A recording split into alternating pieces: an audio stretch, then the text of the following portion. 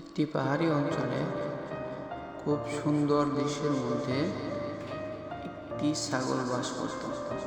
সে ছাগলটি অনেক সুন্দর ছিল এবং জঙ্গলের মধ্যে সে বেড়ে উঠেছিল। ওঠার পরে সে জঙ্গলের মধ্যে ঘুরে ঘুরে ঘাস পাতা খেত এবং সে সেখান থেকে আস্তে আস্তে বড় হতে লাগলো। যখন সে দেখতে পেল যে এদিকে অনেক খাবার কমে গেছে এবং খাবারের সংকট হবে, সে তখন অন্যদিকে যাওয়ার জন্য রওনা হয়ে গেল। সে বের হলো অন্যদিকে, পাহাড়ের অন্য অঞ্চলে গিয়ে সে যেন বসবাস করতে পারে।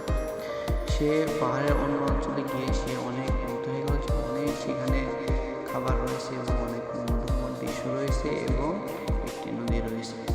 সে খুবই আনন্দিত হয়ে গেল এবং সে ভোরের বেলা উঠে দেখতে পেল যে এত সুন্দর জায়গা সে আর আগে আসেনি এবং চারিদিকে সবুজ বন জঙ্গল এবং পাহাড়ি।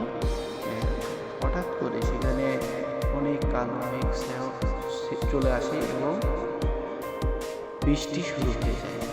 যখন সে দেখতে পেল যে অবস্থা খুবই খারাপ, সে তখন ভাবল যে আমাকে একটি নিরাপদ আশ্রয়ে চলে যেতে হবে এবং তখন প্রচুর বৃষ্টি হওয়া শুরু হয়েছে।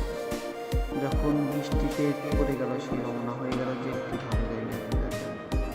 যখন সে ভালো জায়গা পেতে পেতে তার পথের মধ্যে অনেক রকম বজ্রপাত শুরু হয়ে গেল।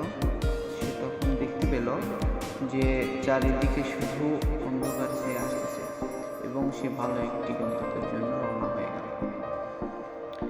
সে দৌড়াতে থাকলো এবং ভালোভাবে ভালো একটা স্থানে যাওয়ার জন্য প্রস্তুতি নিল। এরপরে যখন সে ভালো একটি জায়গা